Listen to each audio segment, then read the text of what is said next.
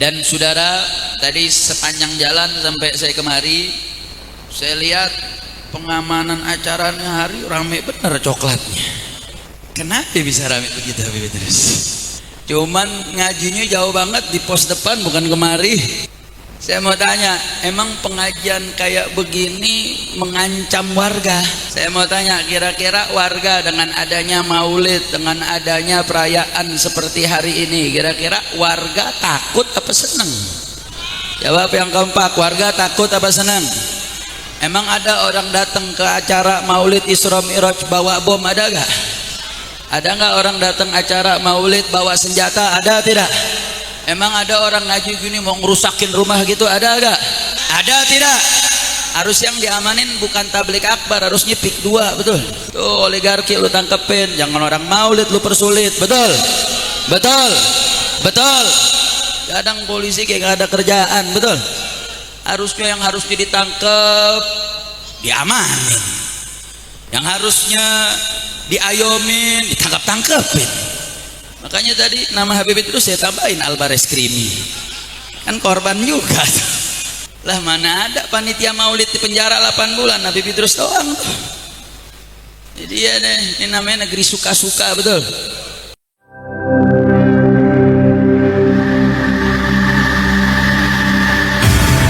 Islamic Brotherhood Television. Assalamualaikum warahmatullahi ta'ala wabarakatuh. Alhamdulillahi rabbil alamin, wassalatu wassalamil atammanil akmalanil adwamanil mutalaziman ala sayyidina wa habibina wa syafi'ina wa qurrata a'yunina nabiyyina Muhammadin wa ala alihi at-tahirin wa ashabihi al-ghurril mayamin wa man tabi'ahum bi ihsanin ila yaumiddin. أشهد أن لا إله إلا الله وحده لا شريك له وأشهد أن سيدنا محمدا عبده ورسوله وصفيه وخليله أرسل رسوله بالهدى ودين الحق ليظهره على الدين كله ولو كره الكافرون. وفي هذه المناسبة السعيدة المباركة لا أنسى أن أوصيكم جميعا ونفسي المذنبة بتقوى الله وبطاعة رسول الله صلى الله عليه وسلم، فنسأل الله تعالى أن يجعلنا جميعا من المتقين والحمد لله رب العالمين. تقبل الله منا ومنكم فتقبل يا كريم. Kepada para habaib, para alimul ulama, para tokoh, wabil khusus kepada orang tua kita bersama Al-Habib Hasan Al-Idrus, dan begitu juga terkhusus kepada pimpinan Majlis Sabilun Najah yang juga merupakan wakil ketua umum DPP Front Persaudaraan Islam Al-Habib Idrus bin Ali Al-Habsyi Asfil'i Al-Bareskrimi, yang kita doakan mudah-mudahan beliau beserta keluarga besar dijaga oleh Allah Subhanahu wa taala, disehatkan badannya, diberkahi kehidupannya, dijaga zahir batinnya, dan mudah-mudahan majlis beliau Sabilun Najah mudah-mudahan dijadikan majlisan mubarakan, majlisan nafi'an, amin ya rabbal alamin. Dan tak lupa salam penghormatan kepada seluruh pimpinan DPP yang begitu banyak hadir. Tadi guru kita bersama Kiai Haji Awid Masyhuri selaku Ketua Mahkamah Front Dewan Pimpinan Pusat Front Persaudaraan Islam. Begitu juga hadir perwakilan dari Majelis Syura, ada Ustadz Haris Ubaidillah. Begitu juga Ketua LDP, ada Ustadz Irfan, ada Ustadz Zain, Ustadz Rashid, dan banyak di sini para asatidah, para pimpinan fungsionaris daripada pimpinan Dewan Pimpinan Pusat Front Persaudaraan Islam. Kita doakan mudah-mudahan seluruh para habaib, di sini juga ada Habib Ahmad bin Yahya, dan para habaib, para asatid, para tuan-tuan guru, kita doakan mudah-mudahan guru-guru kita dijaga oleh Allah Subhanahu wa taala, disehatkan badannya, diberkahi kehidupannya, dimudahkan segala urusannya, dijaga zahir batinnya, amin ya rabbal alamin. Dan tak lupa salam penghormatan kepada seluruh pihak yang telah bersusah payah mensukseskan acara pada malam hari ini, para panitia dan seluruh warga yang ikut sumbangsih dalam mensukseskan acara pada malam hari ini. Begitu juga kawan-kawan dari LPI, dari Batik, dari Jawara, dan semua pihak yang ikut mengamankan, mensukseskan acara pada malam hari ini, tim hadra, kemudian tim media, semua. Mudah-mudahan segala yang ikut sumbangsih atas terlaksananya acara pada malam hari ini, segala jerih payahnya dilipat gandakan oleh Allah Subhanahu wa taala, amin ya rabbal alamin. Dan salam teristimewa kepada para hadirin wal hadirat, kaum muslimin, kaum muslimat. Mudah-mudahan hadirnya kita, kumpulnya kita di tempat ini menjadi sebab turunnya rahmah dan barakah. Tidak kita pulang dari tempat ini kecuali Allah Subhanahu wa taala mengabulkan hajat-hajat kita, mengampuni dosa-dosa kita, memudahkan segala urusan kita. Yang sakit diangkat penyakitnya, yang punya kesulitan dimudahkan, yang punya hajat digabulkan, yang punya hutang piutang diselesaikan, amin ya rabbal alamin. Alhamdulillah, luar biasa. Pada kesempatan ini sama-sama kita bersyukur. Pada hari ini juga merupakan haul dari guru kita bersama, yaitu putra mahkota daripada DPP Front Pembela Islam, Sayyidil Walid Al-Ustadz Al-Habib Faiz bin Saleh Al-Attas, yang merupakan guru saya, senior kita semua di Front Pembela Islam, yang pada kesempatan ini juga dilaksanakan perayaan haulnya. Yuk mari sama-sama kita bacakan suratul Fatihah. Kita niatkan mudah-mudahan rangkaian acara pada hari ini, pada malam hari ini menjadi hadiah anugerah besar untuk beliau di liang lahatnya, dan mudah-mudahan Allah Subhanahu wa taala ampuni segala kesalahannya, dilipat gandakan seluruh amal ibadahnya. Ala hadhihi niyyah wa kulli niyatin salihah wa ila hadratin Nabi Muhammadin sallallahu alaihi wasallam bisirril Fatihah. A'udzu billahi minasyaitonir rajim. Bismillahirrahmanirrahim. Alhamdulillah rabbil alamin. الرحمن الرحيم مالك يوم الدين إياك نعبد وإياك نستعين اهدنا الصراط المستقيم صراط الذين أنعمت عليهم غير المغضوب عليهم ولا الضالين آمين يا رب العالمين. Alhamdulillah saudara, tadi telah banyak kita mendengarkan tausiah dari guru kita Al-Habib Abdul Muttalib Al-Idrus, begitu juga sambutan dari Al-Habib Idrus Al-Habsyi, serta apa yang tadi telah disampaikan oleh Kiai Haji Awid Masyhuri. Dan saudara, tadi sepanjang jalan sampai saya kemari, saya lihat pengamanan acaranya hari ramai bener coklatnya. Kenapa bisa ramai begitu Habib terus? Cuman ngajinya jauh banget di pos depan, bukan kemari. Saya mau tanya, emang pengajian kayak begini mengancam warga? Saya mau tanya, kira-kira warga dengan adanya maulid, dengan adanya perayaan seperti hari ini, kira-kira warga takut apa senang? Jawab yang kompak, warga takut apa senang? Emang ada orang datang ke acara maulid Isra Mi'raj bawa bom, ada gak? Ada nggak orang datang acara maulid bawa senjata, ada tidak? Emang ada orang ngaji gini mau ngerusakin rumah gitu, ada gak? Ada tidak? Ada tidak? Harus yang diamanin bukan tablik akbar, harus nyepik dua, betul? Tuh oligarki lu tangkepin, jangan orang maulid lu persulit, betul? Betul? Betul? Kadang polisi kayak gak ada kerjaan, betul? Harusnya yang harusnya ditangkep diamanin, yang harusnya diayomin ditangkap-tangkepin. Makanya tadi nama Habib itu saya tambahin Albareskrimi, kan korban juga tuh. Lah mana ada panitia maulid di penjara 8 bulan, Habib Idrus doang tuh. Jadi ya deh, ini namanya negeri suka-suka, betul? Betul. Mau tanya, kalau negeri kayak begini sehat gak? Negeri kayak begini sehat atau sakit? Sehat atau sakit? Kalau pakai ilmunya kayak awit, tabok apa kepret? Saudara, ini dia nih, kalau kita punya negeri, kalau pemimpinnya di bawah kekuasaan para mafia, betul? Betul? Makanya ini yang sebenarnya yang ingin diobati oleh para habaib, para alim ulama. Ini yang sebenarnya mau dilurusin oleh para kiai, para habaib, para ulama dengan acara raja seperti ini, sudah. Makanya kenapa acara-acara seperti saat ini, pengadaan Isra Mi'raj, biar kata udah masuk bulan Sya'ban, saudara. Di mana-mana tempat, mau munasabahnya pernikahan ke, mau munasabahnya khitanan ke, apapun munasabahnya, sengaja para ulama kita, para habaib kita datang kumpul, ajak muridnya, ajak tetangganya, sengaja untuk memperdengarkannya, tidak lain tidak bukan persis seperti yang Habib Abu Bakar Al-Adni pernah menyampaikan, saudara.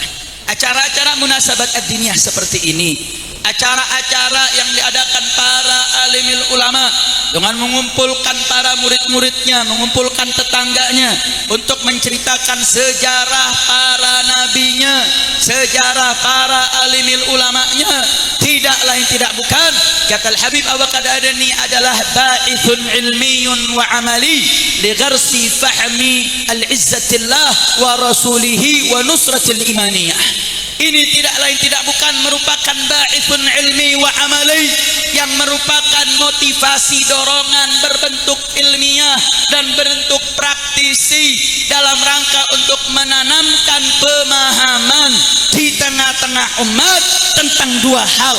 Satu, tentang pemahaman izzatillah wa rasulih, menanamkan umat untuk memperkuat keagungan Allah di hati mereka, memperkuat kemuliaan Rasulullah dalam sanubari mereka, agar tertanamkan di tengah-tengah umat, di mana umat saat ini sudah banyak yang jauh dari agama, sudah banyak melalaikan syariat Allah, sehingga terkontaminasi iman mereka, sehingga menjadi rusak daripada akal mereka, sehingga ini menjadi PR bagi para alim ulama untuk menanamkan izzatillah, izzati Rasulullah, agar betul-betul kuat dan kokoh di tengah-tengah umat. Betul?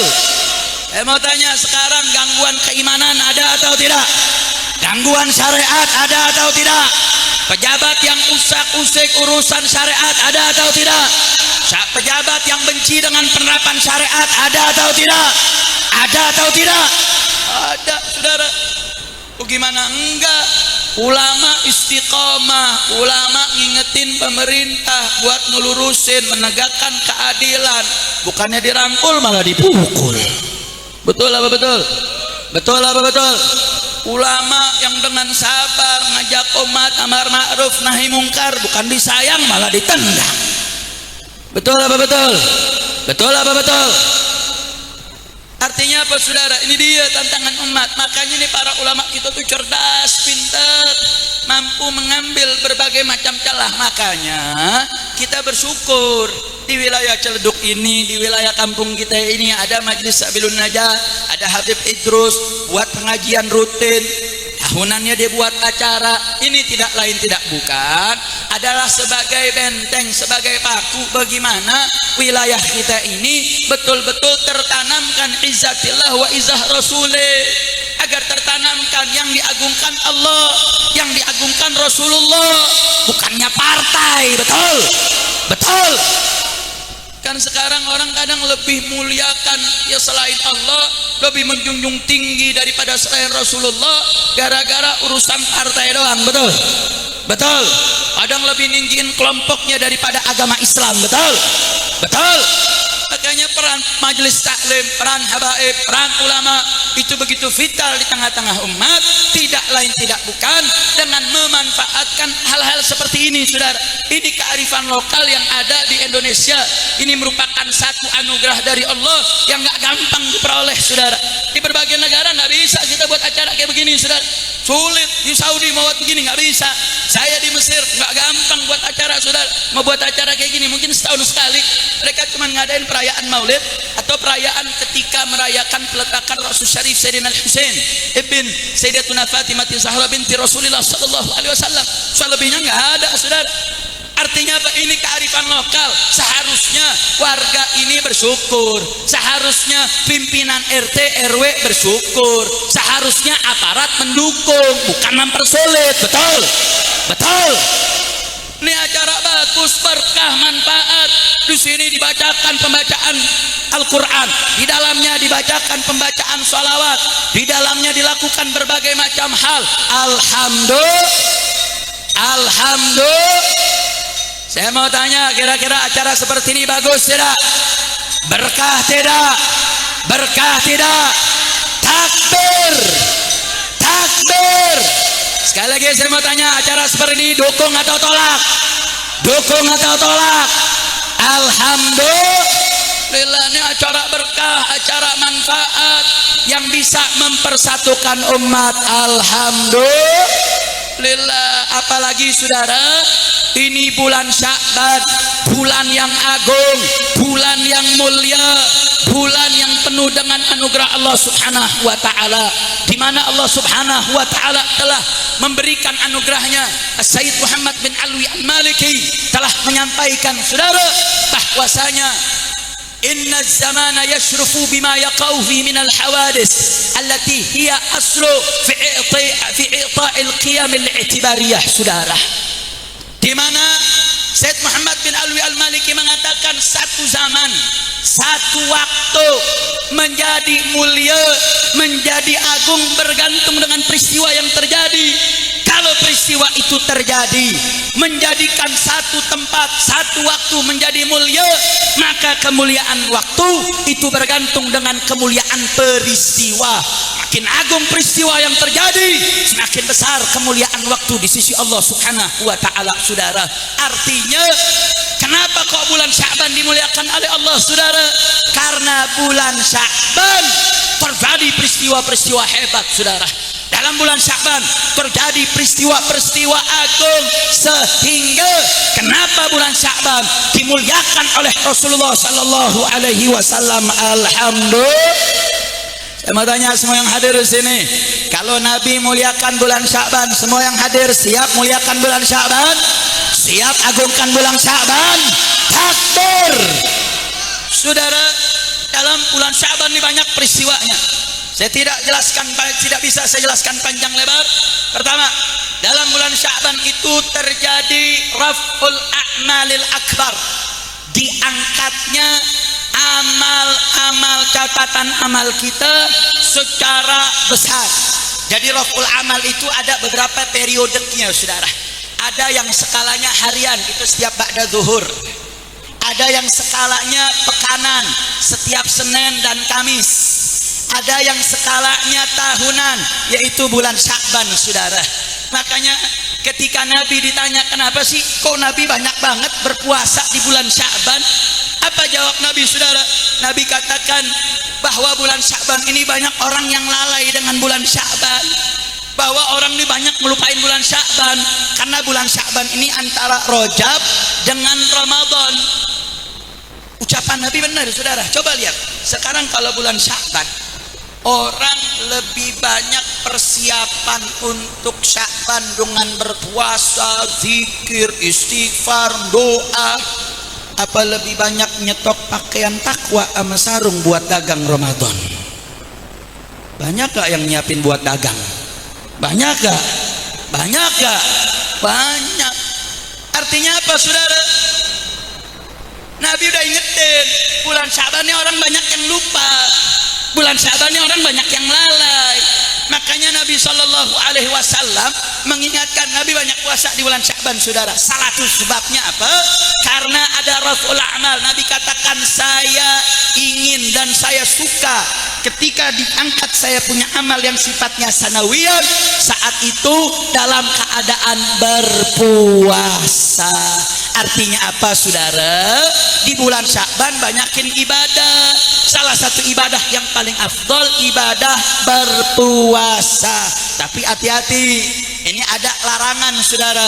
Kalau kita baru mau puasanya setelah nisfu Sya'ban, yang sebelumnya belum pernah berpuasa, jarang puasa Senin Kemis, baru mau puasa setelah nisfu Sya'ban, ini yang baru diriwayatkan nggak boleh, nilainya makruh untuk puasa ba'da nisfu Sya'ban. Tapi kalau sebelum nisfu Sya'ban ada yang mau puasa setiap hari atau Senin Kemis saja, bagus saudara. Termasuk pas nisfu Sya'bannya itu juga dianjurkan untuk berpuasa. Tapi kalau yang nggak pernah berpuasa, tahu-tahu baru mau puasa setelah Sya'ban, setelah nisfu Sya'ban, maka itu hukumnya makruh. Tapi kalau sampai tanggal 30 Sya'ban, maka itu hukumnya menjadi haram untuk berpuasa. Kenapa? Karena itu yaumus syak. Dia jam hari yang diragukan, bisa jadi udah masuk daripada bulan Ramadan, makanya diharamkan untuk berpuasa. Karena kalau puasa bulan Ramadan niatnya niat wajib, kalau puasa Sya'ban niatnya sunnah, sehingga yaumus syak, yaumul 30 itu haram berpuasa saudara. Tapi kalau yang emang udah puasa dari tanggal 1 Sya'ban, apalagi ada yang puasa dari Rejab, dia puasa terus, atau dia puasa Senin Kemis, maka setelah nisfu Sya'ban dia sah-sah saja saudara untuk puasa. Kira-kira jelas tidak? Jelas tidak?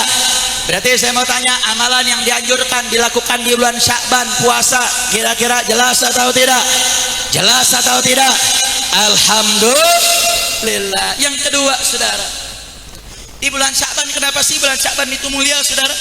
Bulan Sya'ban itu terjadi satu peristiwa bagus, terjadi peristiwa hebat, peristiwa agung. Apa peristiwa itu saudara? Yaitu peristiwa tahwilul kiblah. Ada perpindahan kiblat. Yang semula kiblat itu menghadap ke Baitul Maqdis yang ada di Palestina, kemudian berpindah ke Ka'bah Al-Musyarrafah di kota suci Makkah.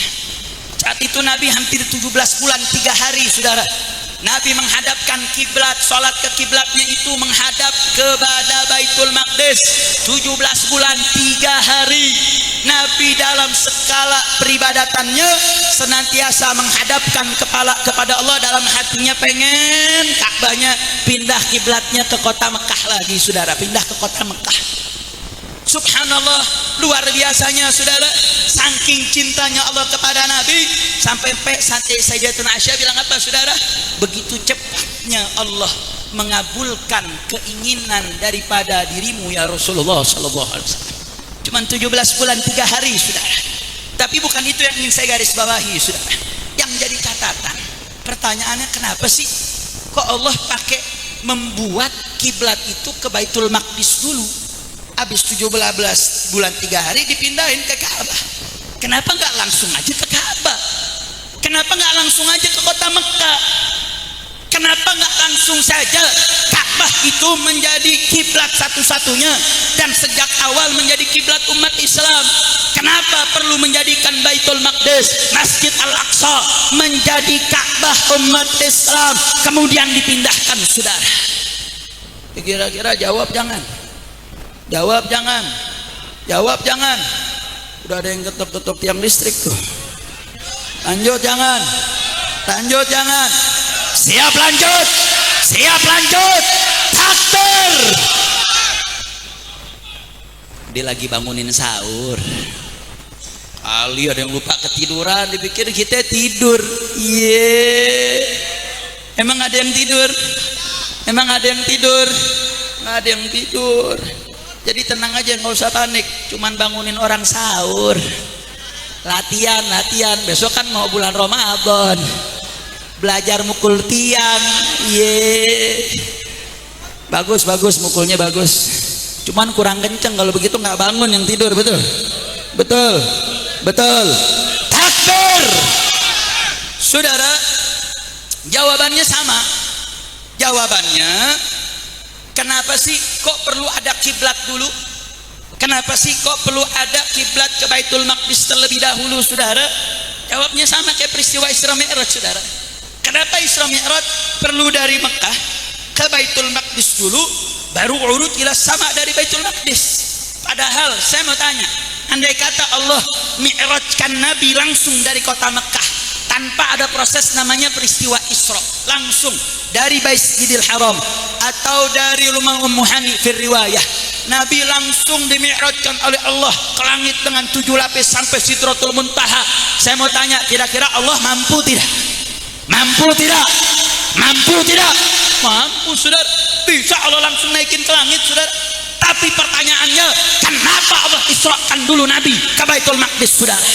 Jawabnya, ini pesan dari Allah Subhanahu wa ta'ala agar umat Islam dunia punya perhatian kepada Palestina, punya perhatian kepada Masjid Al-Aqsa, punya perhatian kepada Masjid Al-Aqsa yang merupakan kiblatul ula, kiblat pertama umat Islam. Betul?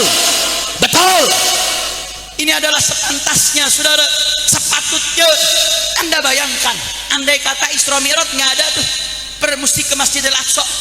Andai kata tahwilul kiblat nggak ada, saudara, bagaimana umat Islam benar-benar acuh tak acuh dengan Masjid Al-Aqsa? Ini udah Isra Mi'raj saja, ini sudah ada tahwilul kiblat saja. Pimpinan-pimpinan negara Arab masa bodoh, pimpinan-pimpinan negara tutup mata, mereka nggak punya perhatian kepada umat Islam Palestina.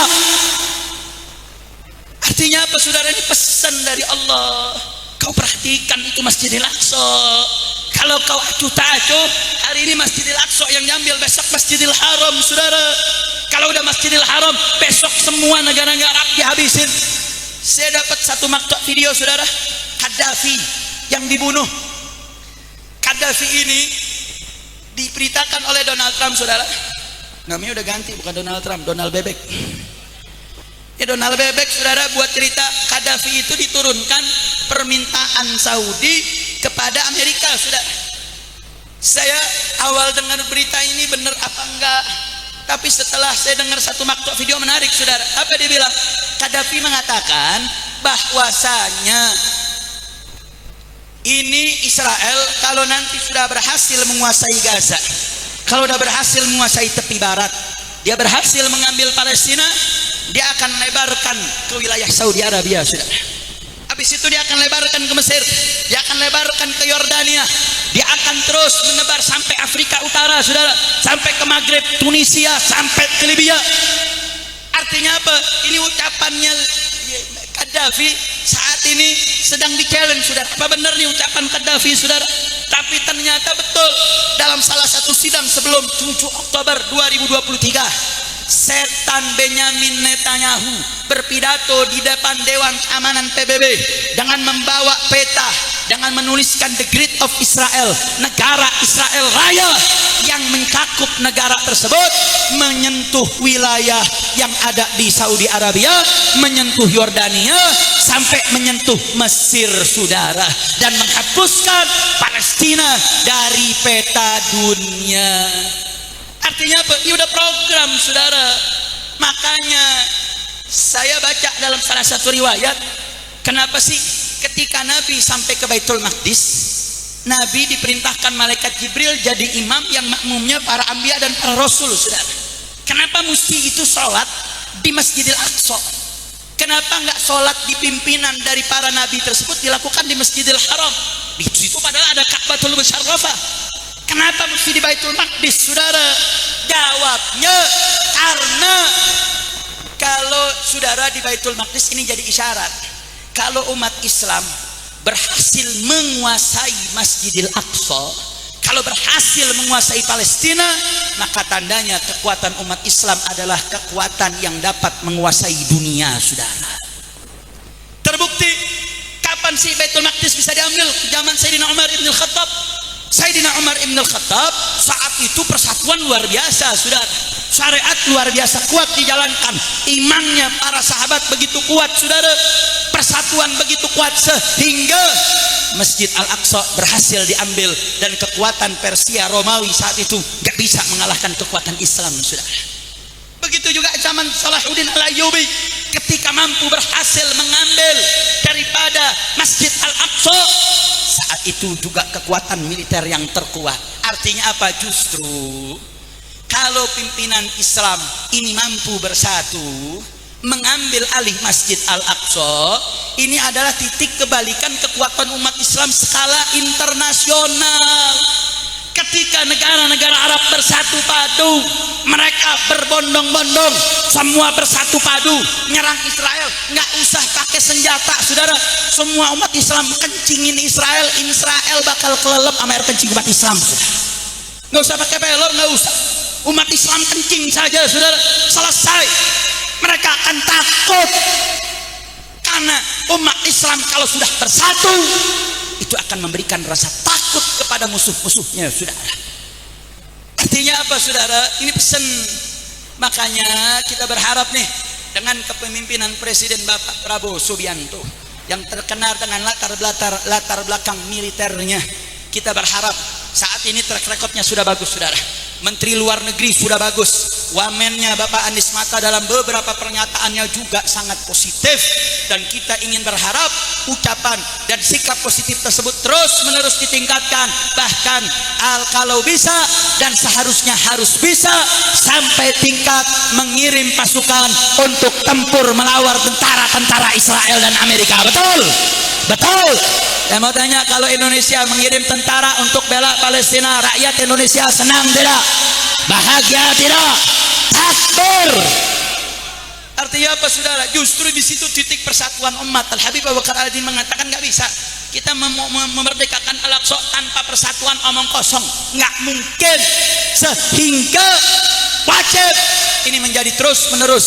Maka kami dari Front Persaudaraan Islam melanjutkan daripada titah Front Pembela Islam yang terus menerus akan mendorong nilai-nilai daripada penyatuan berbagai pihak, penyatuan berbagai sisi dalam rangka untuk menyatukan kekuatan Islam dunia. Insya Allah kalau umat Islam dunia bersatu, ini akan menjadi titik balik pergerakan umat internasional. Alhamdulillah. Maka bagaimana kita mau bersatu di tingkat internasional kalau di tingkat nasionalnya kita nggak bisa bersatu, saudara? Bagaimana kita mau bersatu di tingkat internasional dan tingkat nasional kalau sesama ormas, sesama gerakan umat Islam nggak bisa bersatu? Artinya apa? Yuk mari dengan momentum Sya'ban, dengan momentum daripada bulan mulia ini, yuk mari sama-sama semua elemen, semua pihak untuk bersatu padu dalam rangka untuk menyatukan kekuatan dengan persatuan. Karena ada pesan di mana diungkapkan inna yadullah ma'al jamaah, sesungguhnya pertolongan Allah itu ada bersama kebersamaan. Saya mau tanya, semua yang hadir sini siap bersatu? Siap bela Allah? Siap bela Nabi? Takbir. Insyaallah dengan bersatu dan bersaudara, niscaya Allah akan turunkan pertolongannya. Ketika Allah telah turunkan pertolongannya, Allah Subhanahu wa taala akan menjaga dan memberikan keberkahannya. Amin ya rabbal alamin. Saudara, bahkan kita sering dikritik, ngapain sih kita bantu-bantu Palestina yang jauh? Mau ngapain sih bela-bela Palestina, saudara? Palestina jauh jaraknya, dan kemudian juga negeri kita banyak yang susah. Saking susahnya sampai beli gas 3 kilo ngantri. Ini orang sini ngantri gak? Padahal kampanyenya oke gas. Beli gasnya ngantri. Saudara, kita sih husnudzon. Ini sih bukan programnya presiden, ini programnya Jokowi. Betul? Betul? Ini Jokowi nggak pengen presiden yang sekarang dalam keadaan langgeng-langgeng saja. Makanya imam besar udah ingetin jauh-jauh hari, ini kabinetnya Bapak Prabowo masih bau-bau amis Jokowi. Betul? Betul? Betul? Makanya kita dukung. Saya dapat kabar infonya mau di reshuffle. Makanya kita usul reshuffle semua menteri-menteri yang dulu dipakai sama Jokowi. Betul? Betul? Kenapa? Karena sumber bala, saudara. Lihat sekarang nih di PIK 2 yang ada di Banten, saudara. Sebagaimana informasi di Tempo, saudara, bahwasanya PIK 2 itu adalah efek timbal balik bahwasanya Agung Sedaya Group pimpinannya Aguan gara-gara ikut nyumbang di IKN. Jokowi keliling nyari pinjaman lunak saudara di berbagai negeri. Dia ke Arab nggak diterima, dia datang ke Amerika nggak dapat pinjaman, dia datang ke Cina nggak dapat pinjaman, sampai dapat julukan si raja hutang. Gimana mau dikasih raja hutang, dikasih ngutang, agak bisa bayar. Akhirnya cari pinjaman nggak ada, IKN udah kepalang, diumumin saudara, dikumpulin 9 naga, disuruh nyumbang. Nah ini 9 naga mana mau nyumbang cuma-cuma, betul? Betul. Beda sama umat. Kalau umat Islam ketika mereka mau datang ke 212, mau datang aksi, mereka urunan bersama, niatnya cuma-cuma. Kenapa? Karena mereka meyakini iman bersodakoh. Betul? Betul. Dia sih nggak percaya saudara. Ya saya sumbang IKN, tapi apa benefit buat saya saudara? Informasinya benefitnya itu PIK 2 yang merupakan usaha pribadi di PSN kan. PSN itu proyek strategis negara. Proyek strategis negara nggak boleh buat private saudara. Ini saking mau private-nya ampe laut keluar SHGB-nya. Wartawan TV TV One nggak boleh masuk saudara. PSN macam apa itu? Nggak ada. PSN itu privat sendiri saudara, nggak ada. Makanya aneh, orang mau ngurut SHM susah keluarnya. Laut bisa ada SHGB-nya. Habis terus besok-besok urus nih God, jangan-jangan ntar ada SHGB. Hati saudara, ini dia nih. Kalau negara, makanya kita dorong Presiden Prabowo, Anda sekarang presiden, Anda pimpinan tertinggi, Anda lawan, jangan mau Anda diatur-atur Jokowi, betul? Betul? Saya mau tanya nih masyarakat semua yang hadir di sini, kalau Prabowo mau reshuffle semua kabinet Jokowi dan berani berdiri sendiri melawan semua koruptor, melawan semua orang-orang yang menyusahkan rakyat, saya mau tanya, rakyat siap dukung Bapak Prabowo? Siap bantu Bapak Prabowo? Takbir. Jadi jangan takut, Anda presiden, Anda ini pimpinan tertinggi, jangan mau ada 2 matahari, betul? Bikin itu menteri-menteri yang punya 2 loyalitas, yang tidak loyal kepada Anda, pecat, reshuffle mereka, betul?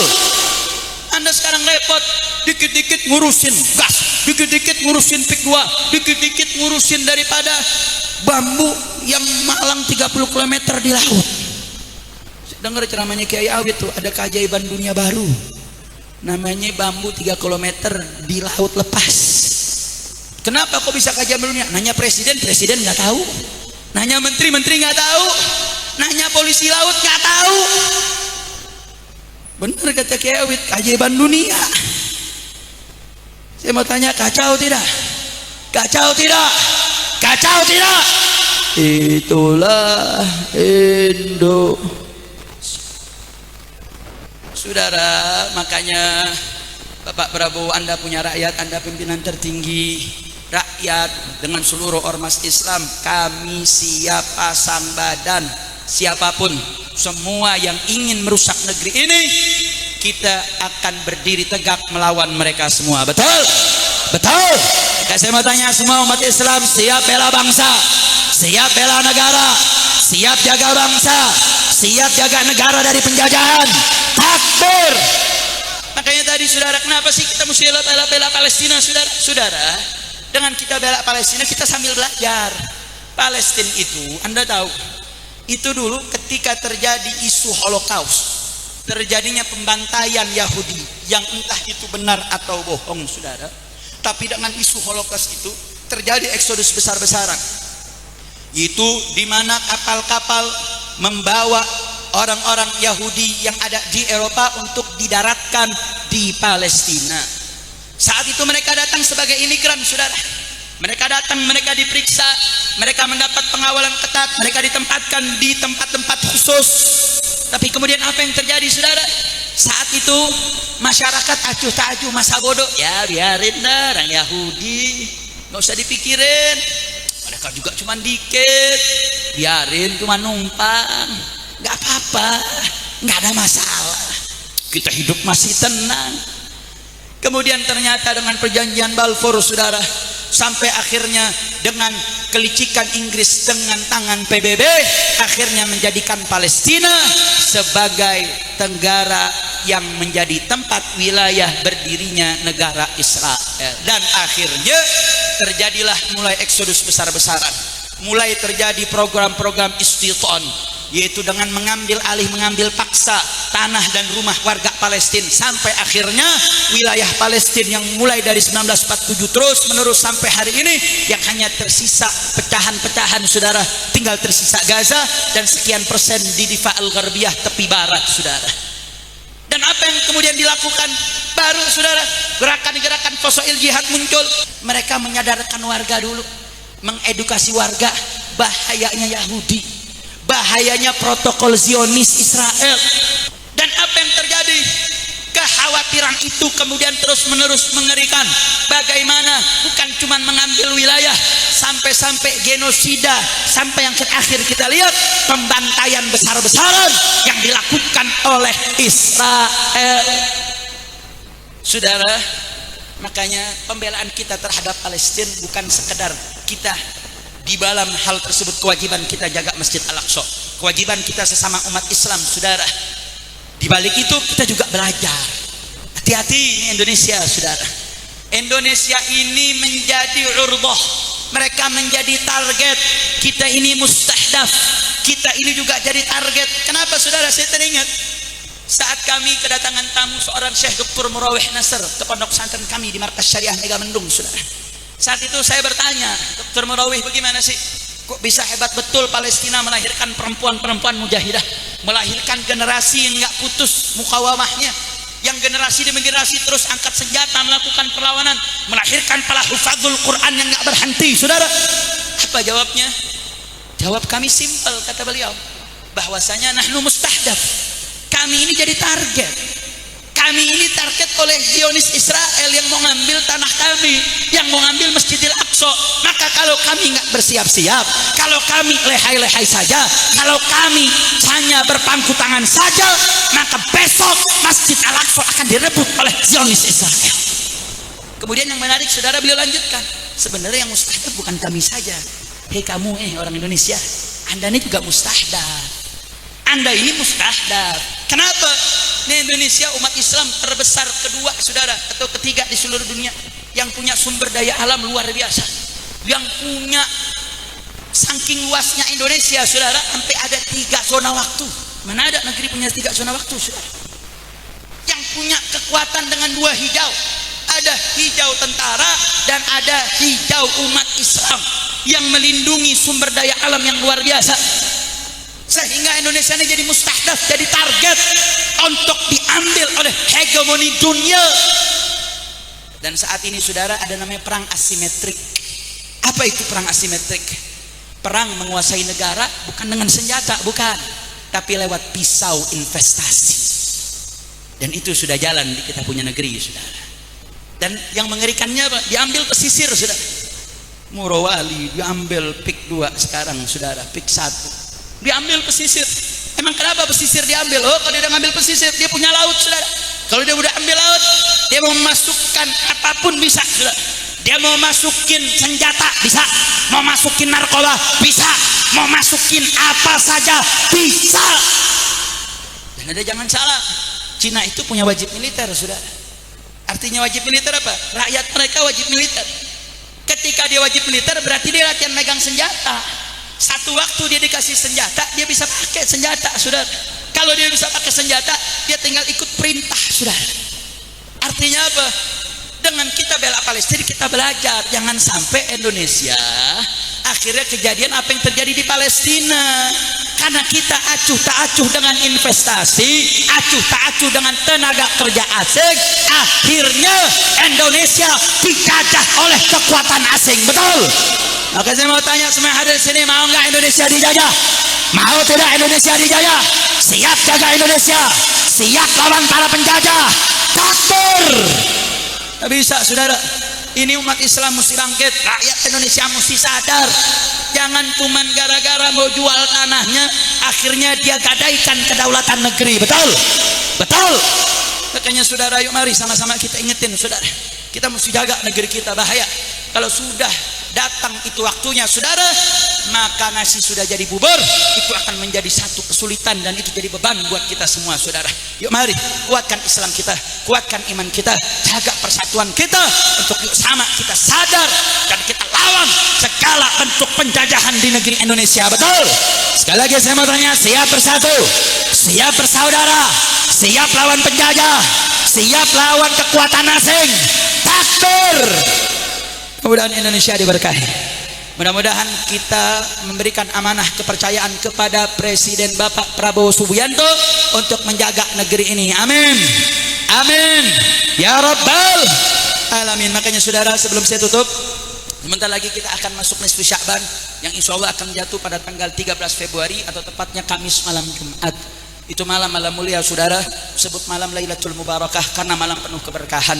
Itu juga disebut sebagai malam yang Allah berikan ampunan yang luar biasa. Allah berikan dari pembebasan api neraka, Allah berikan daripada malam pembagian rezeki, maka disebut juga Lailatul Qismah.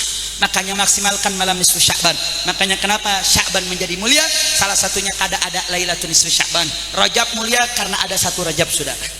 Ramadan bisa mulia karena ada malam Lailatul Qadar. Sya'ban bisa mulia karena ada nisfu Sya'ban. Makanya alhamdulillah kita punya ulama, para pendahulu kita ini cerdas-cerdas. Mereka dalam rangka mengajak umat, sengaja saudara, bagaimana malam nisfu Sya'ban kita dapat ajaran dari orang-orang tua kita, guru-guru kita. Yuk kumpul yuk malam nisfu Sya'ban, jangan keluar ba'da maghrib, baca Yasin 3 kali, pakai niat masing-masing saudara.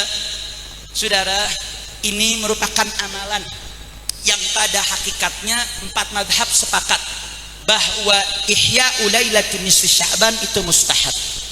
4 mazhab sepakat. Ya, yang ada perbedaan pendapat apakah menghidupkannya di masjid atau di rumah berjamaah atau sendiri-sendiri, itu ada perbedaan pendapat saudara. Tapi soal ihya'u laila, menghidupkan malam nisfu Sya'ban, itu ulama 4 mazhab sepakat, tidak ada yang berbeda pendapat untuk menghidupkannya. Nah, para ulama kita nih apik buat satu formula menarik saudara, dikumpulin umat terus baca Yasin. Kenapa kok Yasin yang dipilih? Yasin kan umat udah biasa baca, betul? Mau yang ngaji nggak ngaji, mau kiai bukan kiai, mau habib bukan habib, mau alim nggak alim, minimal Yasin dia pernah dengar, Yasin dia biasa baca saudara. Jadi kalau baca bareng-bareng bisa bareng-bareng. Satu. Yang kedua, Yasin itu qalbul Quran, jantungnya Al-Quran. Sehingga apa saudara? Dengan itu dia dapat baca Ihya'ul Lailnya dengan baca Al-Quran. Dengan kumpul bersama-sama dia dapat silaturahminya saudara. Kemudian ngumpulnya maghrib, habis maghrib baca Yasin 3 kali, nggak lama Isya saudara. Aqallul ihya, sedikit-dikitnya semini-mininya menghidupkan malam itu minimal sholat Isya berjamaah. Dalam salah satu hadis Nabi mengatakan dia sudah mendirikan setengah malam dengan Isya berjamaah. Dan kalau dia azam untuk sholat subuh berjamaah, kemudian dia sholat subuh berjamaah, maka gakamal lail kullah, dia sudah mendirikan malam seluruhnya. Jadi ulama kita sudah bagus. Muncul gerakan jenggot 3 lembar. Oh, itu yang baca Yasin malam disusahkan 3 kali dengan niat, itu bid'ah. Wa kullu bid'atin dolalah, wa kullu dolalatin finnar. Ini dia nih yang jarang ngopi saudara. Ini ulama kita apik, cerdas. Mereka pikir nih umat ini kalau nggak diajar, kalau nggak diingetin mereka lalai saudara. Jadi udahlah, minimal dia nggak bisa tahajud, dia nggak bisa baca Quran sampai hatam, dia nggak bisa tuh baca tasbih ratusan ribu kali. Minimal lo baca Yasin 3 kali, lo sholat Isya berjamaah, Anda sudah dapat qiyamul lail. Berarti saya mau tanya, ulama kita cerdas tidak? Ulama kita bagus tidak? Bagus saudara. Mereka apik dalam meracuk ramuan-ramuan saudara. Makanya jaga malam nisfu Sya'ban, lebih khusus apalagi anak muda, hati-hati nih. Karena malam nisfu Sya'ban saudara, selain syaratnya orang dia harus menghidupkan malam dengan ibadah, itu yang mustahab, itu yang disepakati saudara. Masalah ibadahnya itu terbebas. Yang penting kita jangan meyakini, oh 3 kali baca Yasin itu adalah masyhur langsung dari Nabi. Nggak perlu kita yakinin itu. Yang penting saya malam nisfu Sya'ban menghidupkan malam dengan ibadah. Saya pilih ibadahnya, ya baca Yasin 3 kali, nggak ada masalah saudara. Jadi bukan meyakini, oh ini 3 kali baca Yasin langsung dari Nabi, nggak benar juga. Nggak ada riwayat seperti itu saudara. Yang kita katakan Yasin baca Quran. Saya mau tanya, baca Quran bagus gak? Bagus gak? Bagus. Artinya karena baca Qurannya saudara. Dan kalau itu kenapa mesti pakai niat? Wah itu nggak ikhlas tuh. Baca Quran pakai niat, biar panjang umur, biar rezeki, mati husnul khotimah. Saudara, membaca Al-Quran dengan niat-niat itu waridah, itu banyak dalilnya. Artinya apa? Mau baca Al-Quran seluruhnya, atau kita kenal ada namanya ayatus syifa, ayat-ayat penyembuh. Ada ayat-ayat khusus, untuk ayat-ayat khusus yang dibaca dengan niat tertentu. Itu nggak meninggalkan keikhlasan. Itu waridah saudara. Itu menjadi satu ajaran yang diajarkan oleh Nabi, diajarkan oleh para sahabat, diamalkan oleh para salafun saleh. Artinya apa? Baca Quran itu ada dalilnya. Membaca Al-Quran dengan niat tertentu ada dalilnya. Dan mendirikan ibadah di malam nisfu Sya'ban itu juga ada dalilnya. Kira-kira jelas tidak? Jelas tidak? Berarti saya mau tanya, baca Yasin 3 kali dengan niat di malam nisfu Sya'ban bagus tidak? Berkah tidak? Alhamdulillah. Tapi jangan lupa saudara, jangan habis udah baca Yasin karena itu 13 malam Jumat, gara-gara diajak sama sohib, ini kan malam Valentine nih, kita harus habisi masa muda kita dengan malam Valentine. Hati-hati saudara. Itu malam nisfu Sya'ban, nggak dapat keberkahan nisfu Sya'ban. Banyak orang-orang yang terhalangi. Ada yang disebut musyrik, musyahin, orang yang mutus silaturahmi, orang yang punya masalah dengan orang tua, dengan berbagai macam. Jangan sampai, dan termasuk yang melakukan perzinahan. Ini kadang malam Valentine yang katanya malam kasih sayang, banyak anak-anak muda kita tergerus, terjerembab dengan kenakalan remaja yang akhirnya mereka melakukan kemaksiatan. Intabihu, itu malam-malam nisfu Sya'ban, bukan cuma malam nisfu Sya'ban saja, itu malam Jumat. Dalam riwayat ada 5 malam yang Allah tidak tolak doa saudara.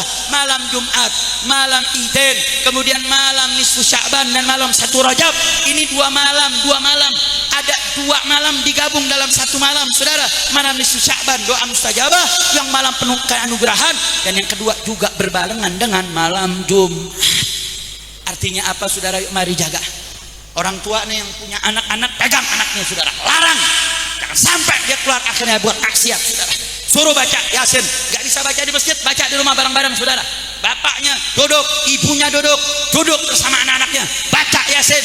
Dan dalam niat itu masukin juga, selain niat waridat, masukin, karena itu malam mustajabah. Kita doain, mudah-mudahan Indonesia dijaga oleh Allah, mudah-mudahan Indonesia dilindungi oleh Allah, mudah-mudahan para pejabatnya mudah-mudahan diberikan taufik hidayah, mudah-mudahan para pejabatnya diberikan amanat yang bisa menjalankan, dapat mensejahterakan rakyat, tidak menyengsarakan rakyat.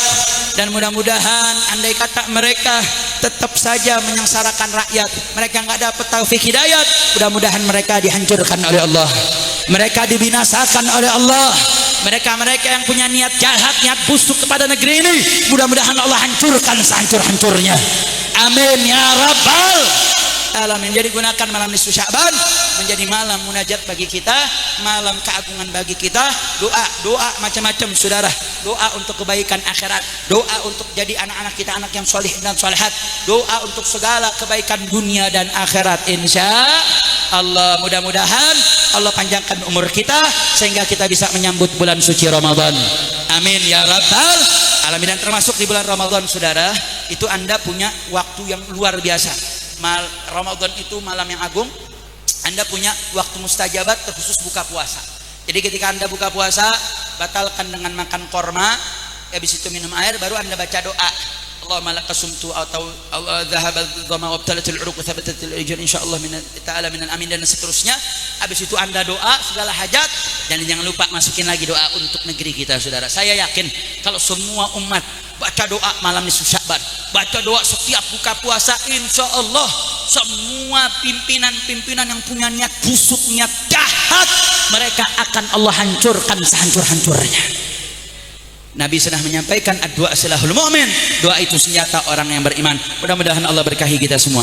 Mudah-mudahan Allah anugerahkan kita keberkahan malam nisfu Sya'ban. Mudah-mudahan Allah berkahi kita malam Lailatul Qadar, dan mudah-mudahan Allah matikan kita dalam keadaan husnul khotimah. Ini yang bisa saya sampaikan. Mohon maaf atas segala kekurangan, dan sebelum saya akhiri saya ingin menyampaikan pesan. Kehadiran saya di sini, saudara, selain saya ingin mendapatkan keberkahan haul guru saya sendiri Al Habib Faiz bin Shalih Al Attas, bahwa pada malam hari ini yang seharusnya duduk yang menjadi penceramah adalah guru kita Al Habib Muhammad Rizik bin Husain Shihab.